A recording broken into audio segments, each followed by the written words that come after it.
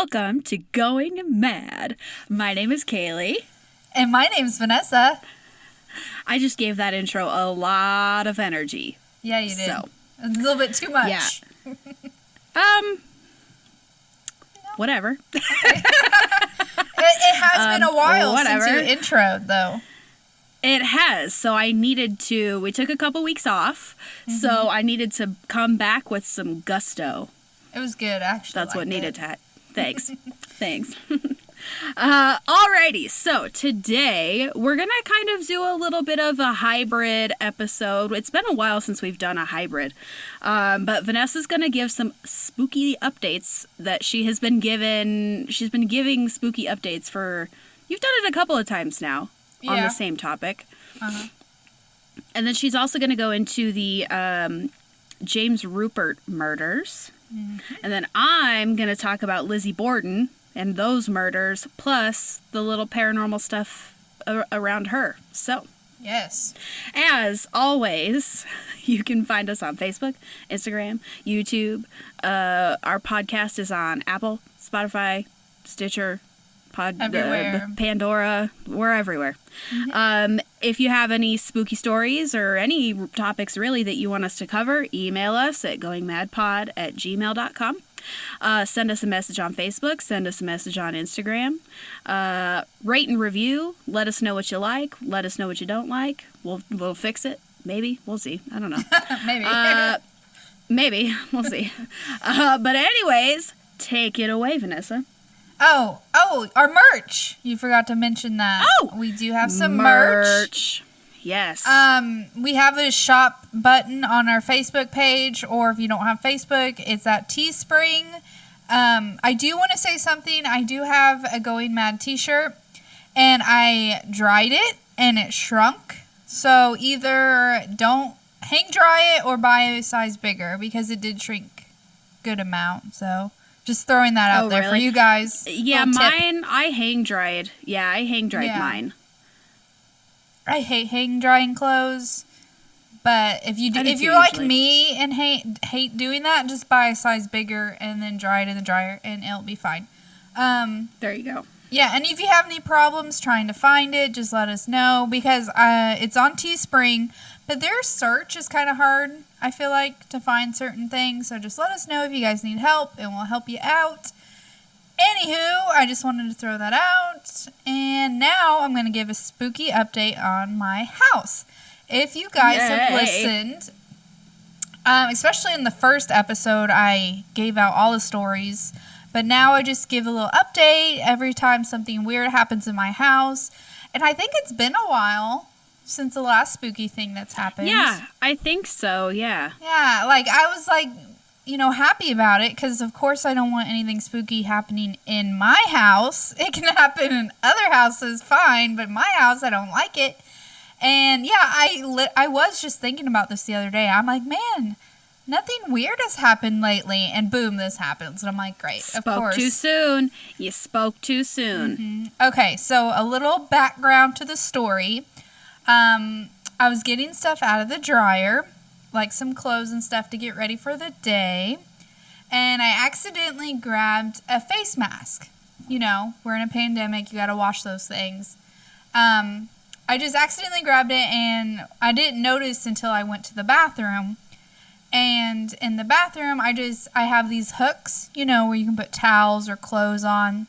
So I just hung up my face mask on the hooks. Also, to be known, the heat or air conditioner, they were not on. It was just a nice day. We've been having some nice weather out here in southern Illinois. So I didn't have the heat or air on, so just so you know that. There are no windows in my bathroom. Kaylee can also, tell you the truth. I can confirm that. Confirm that. There's no windows in my bathroom, so there's no air draft going on. Just to let you know. So I'm getting ready, whatever. I turn, and this is a couple minutes later. After I hang up the mask, I'm doing stuff. It takes me a couple minutes to do stuff. I turn around, and my face mask off the hook is moving. Now it's moving like someone picked up the end of it and dropped it. It kind of was falling down. And you guys, I didn't know what to do. I just I said out loud, I'm like, okay, that's cool. When really inside, I was freaking out on the inside, but I didn't know what else to say. Oh, God. Well, and then you texted me about it, and I'm like, what in the hell I was so is happening nervous over there? I was by myself. Another little side note, no one else could move it because I was by myself at home. I didn't know what to do. I freaked out because really, I think that's the first time I've seen an object move without it being explained. I'm pretty sure. Because there's no way to explain that. Like I said, no windows, no air draft. The heat and air were both off. I was by myself. This was a few minutes later after I already hung it up. So what happened? Why was that moving? It's so weird. So Isn't crazy. that weird? Oh, my God. Like I said, it kind of looked like someone picked it up from the bottom and like dropped it. So it was like kind of swinging like that way. It wasn't swinging back and forth. It was like swinging downwards. Yeah. Weird. So that's even more strange. Oh, God. Yeah, like you wouldn't think that something hanging like that would move in that direction. Like if it's hanging, Exactly. I could see it going side to side, but not Right. up and down. No. Hell, no. Yeah. So I was freaked out. Didn't like that. Yeah, and I had to tell somebody. I'm like, Kaylee, what is happening? I'm so scared. I know. I'm just like, oh, good God. Yeah, so that is my spooky house update for you guys. Like I said, go back to the other episodes. I try to do updates every time something happens. I like to do the updates to like keep it for my records, you know? Maybe I'll like write a book one day about all my spooky stuff in this house. I don't know. That's a good idea. My haunted life. Oh, I like that title. And yeah, especially go back You're to our welcome. first episode. Because our first episode, I kind of lay out everything that's happened so far. Yes. So, anyways, there you go, guys. There's a little update. Now I'm going to go into my story for this week. And it was just Easter not too long ago, a couple weeks ago. And so I researched about Easter murders, and this came up. So I wanted to do this. So I know, yes, Easter's over, but I'm still in the Easter mood. So I thought I would do the story. So actually, we are taking it back to March 30th, 1975 in Ohio. This is Easter morning. But I'm going to rewind and tell you about James Rupert. And what is known about his childhood is that it wasn't the best. He was bullied. He didn't do very good in school. His dad wasn't a nice man. It was just not a good childhood. He actually ran away when he was 16 and tried to commit suicide. But eventually he did return home. James did end up going to college, but he did drop out not too long after he started. He became unemployed. He never married. And he lived with his mom. So he did have an older brother.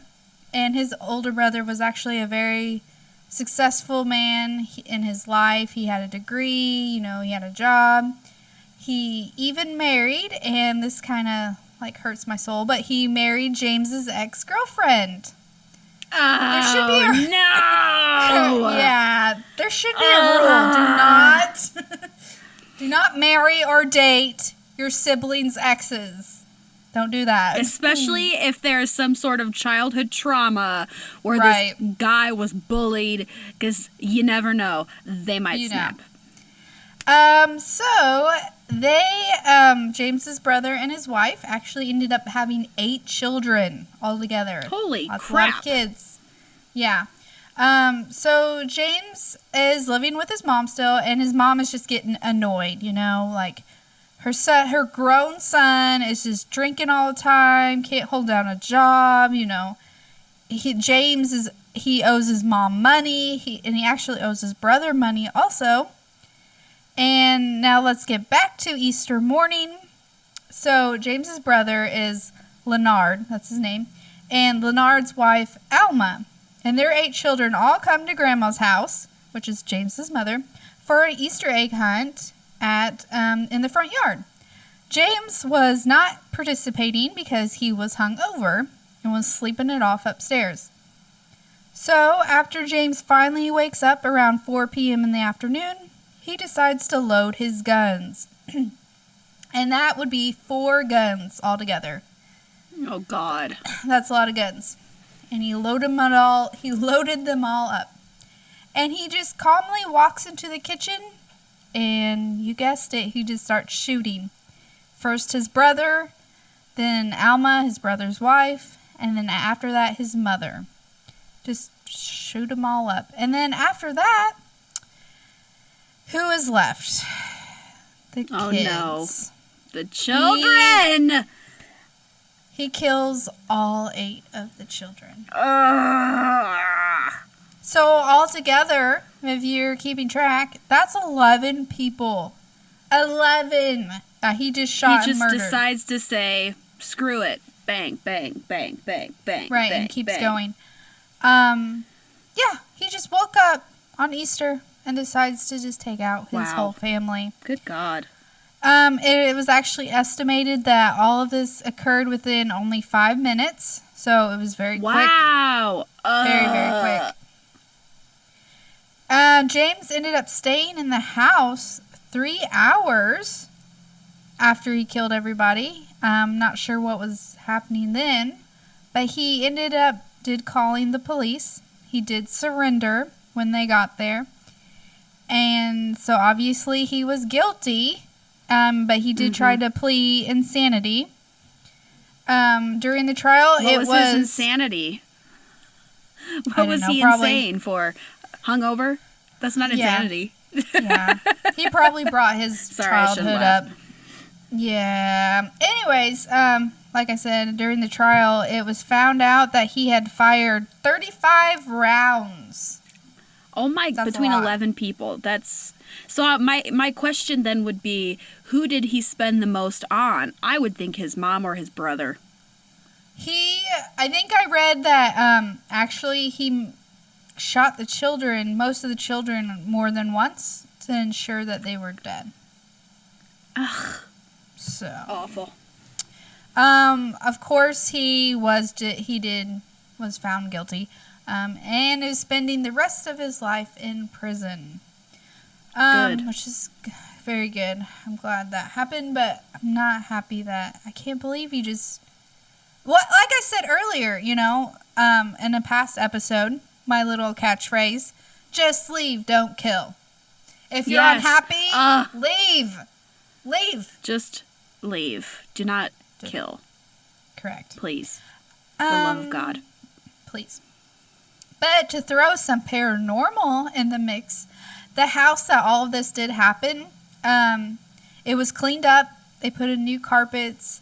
They auctioned off all the stuff that was inside. And then was rented out to a family, unknown what occurred there because they just moved into town. And guess what? They didn't stay very long because they claimed they heard voices. Oh, God. They also claimed that there was other strange, unexplained noises that was happening. And there was more families that moved in, but they all moved out also. Jeez. So that'd be pretty creepy. So. Yeah, that's crazy because I know, like, there have been some places, some houses kind of where I grew up where, and I'm thinking of one in particular, it was this guy who I believe, kind of same situation, killed his whole family, and they actually burned the house down. Like, they didn't. Yeah. Yeah, they demolished the house, and so now it just sits there open. And so it's weird to me. Like, I get the fact that some people just want, it's a house, whatever. But it's like if it were me and something terrible had happened where I would live, I don't know. That would be like, I would think if it were a case like that, they would just knock it down. Right. Start fresh. Nope. Wow. They tried to make money off of it, but I mean, or just leave it empty. Yeah. To hear voices and stuff. Oof, yeah. No, thank you. No, thank you. All right, that's it for me. Alrighty-roo. So, I am going to be talking about Lizzie Borden. So, Lizzie Borden, she was born on July 19th, 1860. So, taking it a ways back. So, she was born in Massachusetts. Her family was fairly wealthy when she was growing up, but her father was known as kind of a stingy dude. He was very frugal with his money. As a young person, Lizzie was really involved in the church and actually taught a Sunday school class. And she taught the class to children of recent immigrants, which kind of back then, people didn't like, I mean, people don't like immigrants now, but people really didn't like immigrants then. So, yeah, she taught immigrants, which I think is cool. Lizzie's mother died in 1863, so when she was 3 years old, and in 1866, her father, Andrew, remarried a woman named Abby Durfee Gray. Lizzie and Abby did not get along, and at some point, she basically only called Abby Mrs. Borden. Like, very formal. Lizzie was under the impression that Abby only married Andrew for his money. Tensions started growing in the family because Andrew had been gifting things to Abby's family, like houses, and Lizzie and her sister Emma were like, what the hell? Why are you giving them family, or why are you giving them houses and stuff, but you can't give us anything? So Lizzie and Emma ended up basically demanding their childhood home from Andrew. And I think they ended up paying him like $1 for it. And then they ended up turning around and selling it back to him for $5,000. So. Why did they do that? Don't know. Why would he buy it back? He's like, I don't know if they just needed the money. Maybe they just needed money. I don't know. But still, they were living, at this point, though, they were living with Andrew and Abby. Like, they were all living in one house. Yeah. So it was weird. On August 3rd, 1892, Lizzie's uncle, which was her mother's brother, ended up coming to talk to Andrew to talk about, quote, business matters. And he stayed with the Bordens.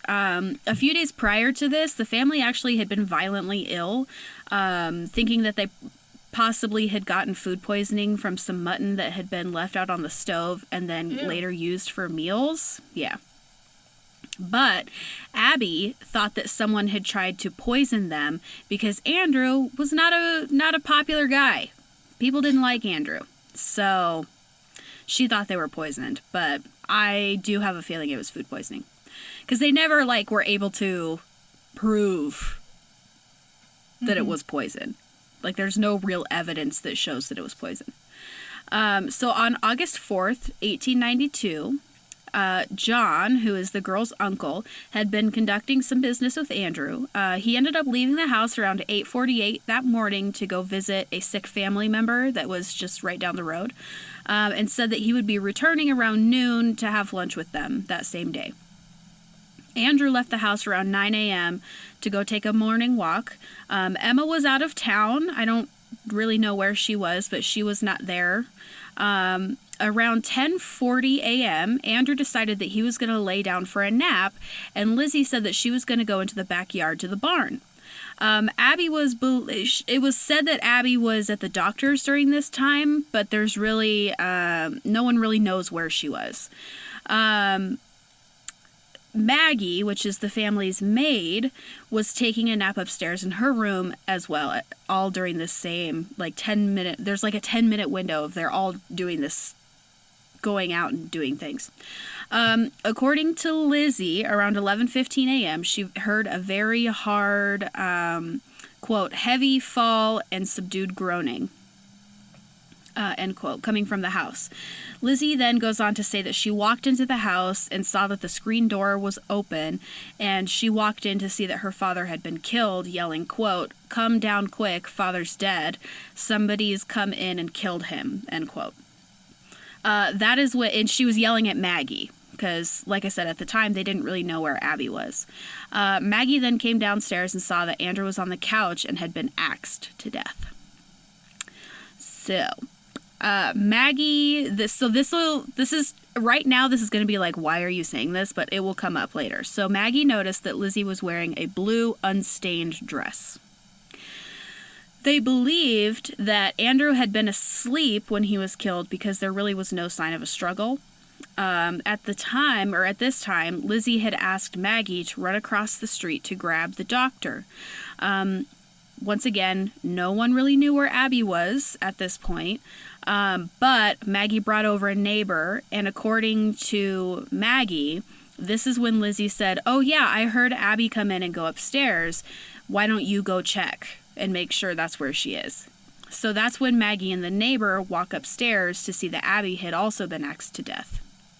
So why would, if that really happened, why wouldn't Lizzie just yell for her, "Come quick, we have a situation"? Well, so she was saying that Abby had walked in the window of where Maggie went to get the neighbor. Exactly. Oh, she just walked in, but she didn't tell her, yell for her to come in the room. But here's my question. Right. Here's my question, though. Wouldn't she have seen the dead body in the living room on the couch? Well, I don't know the layout of the house, but this she doesn't matter anyways, because how would she would have gotten axed and Lizzie not know it? Right. Can you axe somebody quietly? No. There are a lot of questions, because this is unsolved. This is an unsolved case. Right. To this day, no one knows who did this.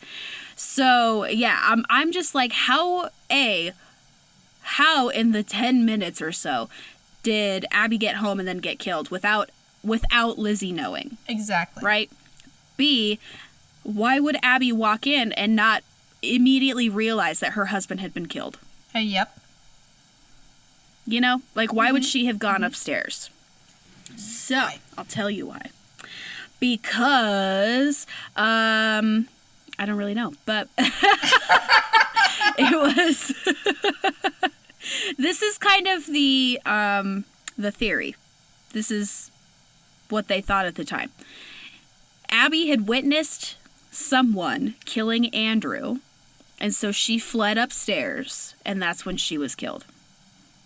That's what they think happened. Abby had been hit with the axe. Yeah. Mm-hmm. Oh, there's more theories. That's not the only one. There's a bunch of theories out there. Abby had been hit with the axe 11 times, and Andrew was hit with the axe 18 times, which suggests that this is a crime of passion, and that the person who killed them knew who they were. It wasn't just a random thing. Right. Okay, so suspects. Obviously, Lizzie, number one suspect. Duh. She was the only one known to be home at the time, and I find it super sus that she didn't hear anything. Like, nothing. Nada. So, she's the one that has the biggest motive to kill them. Like I said earlier, her father was very wealthy, and she would receive quite a large sum of money after he died because there really was no will.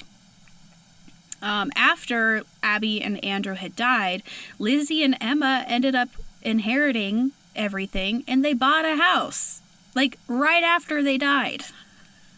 So, I'm sorry, what?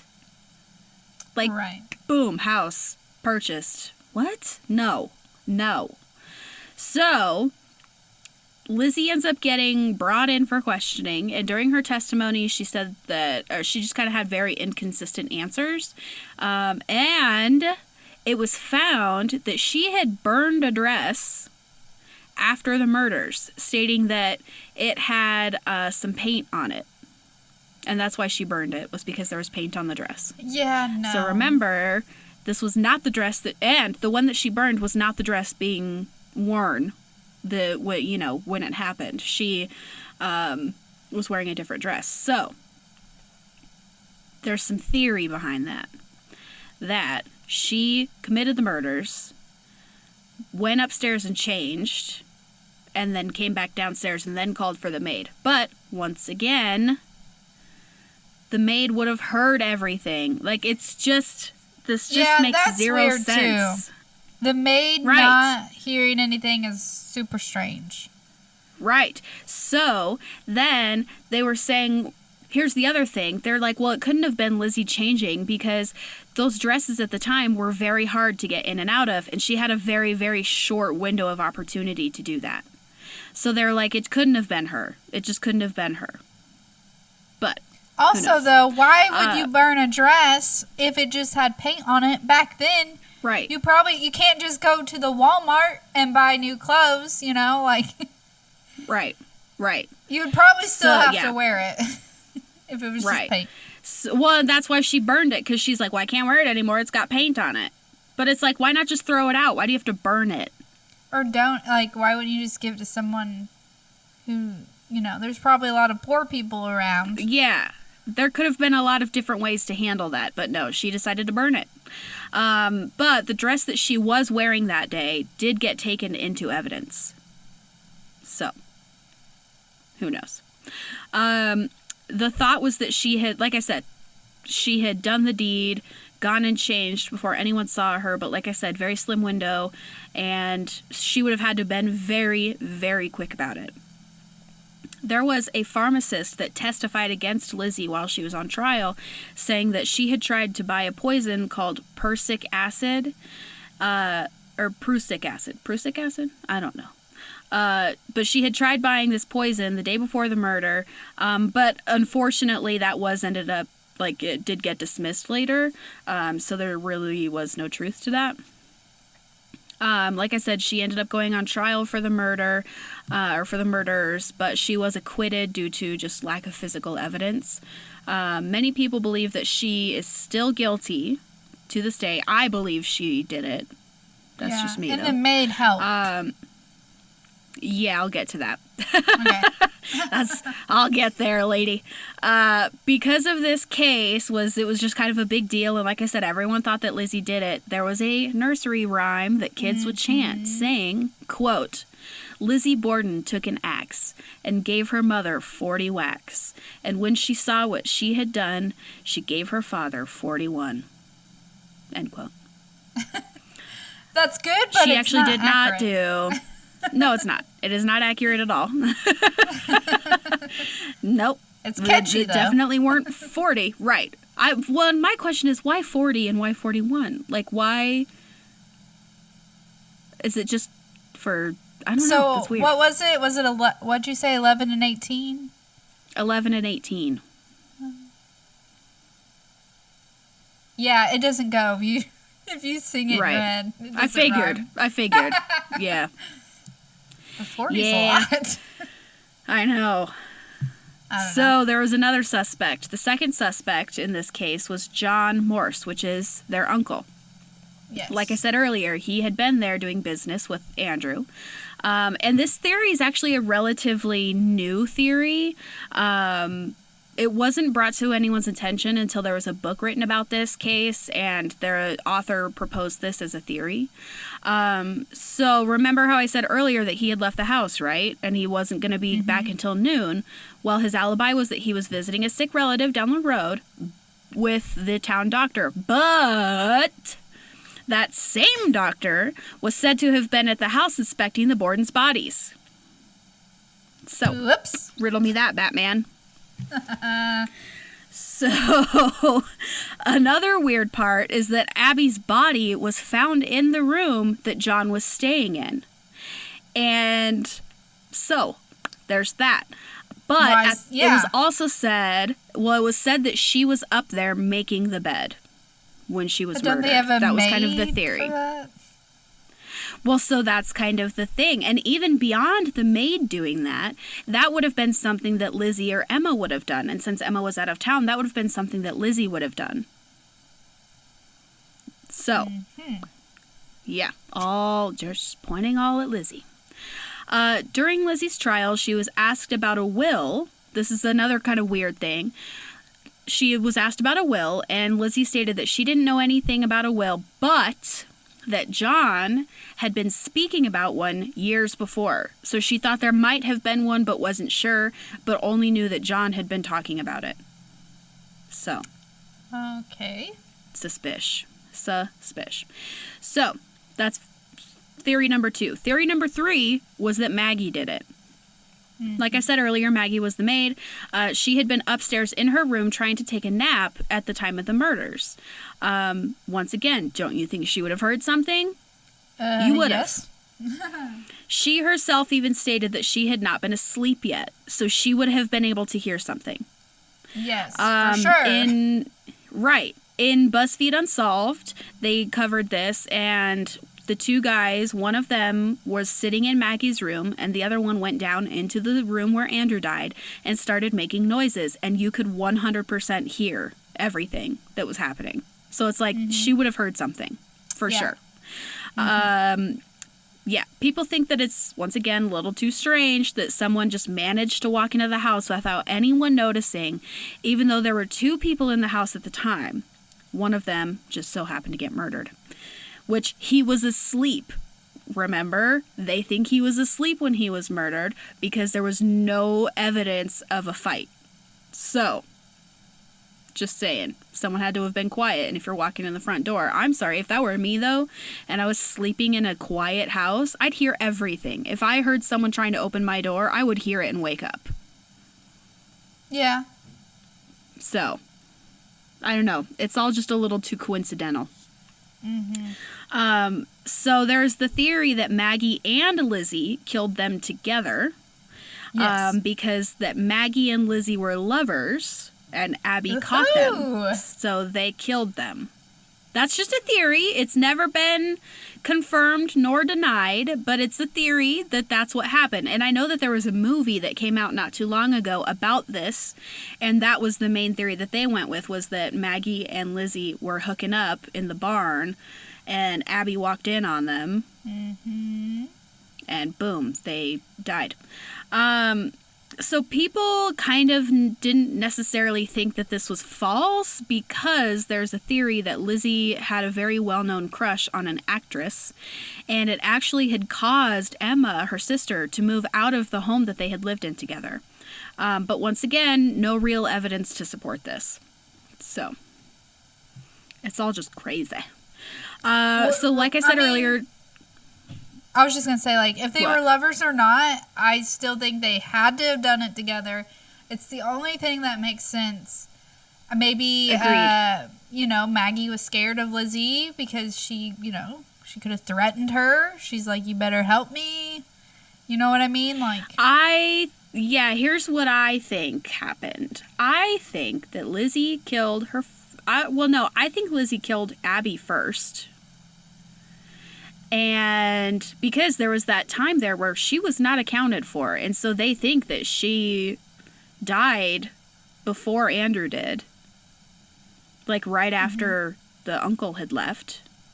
So I think that Lizzie killed Abby because Abby was basically the reason that her and Emma, Lizzie and Emma, were not getting anything out of their father. Right. Their father was spending all of their money on Abby's family. So I think that Lizzie got pissed, killed Abby, and then went downstairs and said, screw you, Dad, and killed him, just so that she could get the payout. And I think that the maid probably walked in and saw what happened and said, well, if you go to the cops, I'm bringing you down with me, type of a thing, you know? Or I'll give you a slice of the pie, you know? Yeah, maybe she paid her off. Who knows? Because I couldn't really, there was no mention of what happened to Maggie after all of this. I don't know. Interesting. But yeah, so totally unsolved.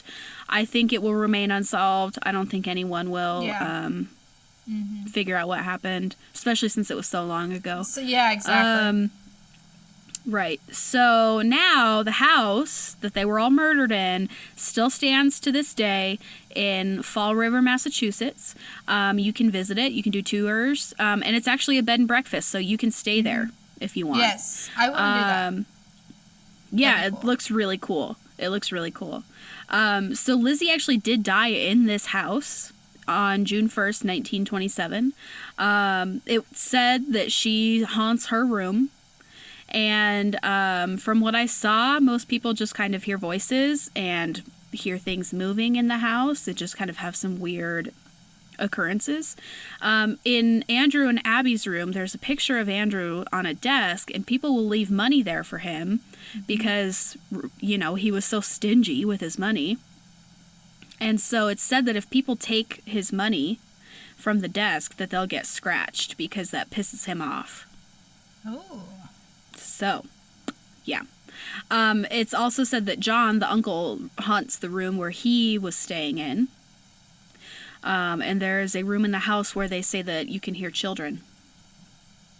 Which, I don't know where the children come to play. I don't know if it's because it's the nursery rhyme or what, but yeah. That's it. That story is so interesting. Every time I hear it, it's just like baffles me. Yeah, I agree. It's and I think Ghost Adventures did a episode on this house. I haven't seen it, I don't think. So there's a lot of different avenues to watch kind of the investigations of this house and just kind of hear the story. But yeah, I like the BuzzFeed Unsolved episode of it just because it does go into kind of all the different theories and stuff. But yeah, it's crazy. It's a crazy story. I wish I could like know what happened. That's how I feel about the Belle Gunness story too. Remember the one I did a couple episodes ago? That's how I feel about that one too. Like that's once again totally unsolved. They think that Belle got away. Like they don't think she actually died in the fire. They think that she set the fire and then escaped. So yeah, these are some cases I would love to know what actually happened. Yeah, me too. But I agree with you. I don't think this one will ever get solved exactly because it was so long ago. Like, there's no evidence left. It's just gonna have to stay that way. But there's good theories. Yeah. Yep. Well, that was a good episode today, guys. It's been a while since we talked to you, and we're glad that we're back. And if you have any stories, we are back again. Okay, I don't know what I was saying. Anyways, hit us up on Facebook, Instagram, email us goingmadpod@gmail.com. Check out our merch at Teespring. It's a Going Mad merch sale, I think is what it's called. Yeah, I think so. Yeah. Let us know if you need help finding it. On our Facebook page, there is a Shop Now button. Click on that. It'll take you straight to the merch. And you guys, we'll see you next time. Bye.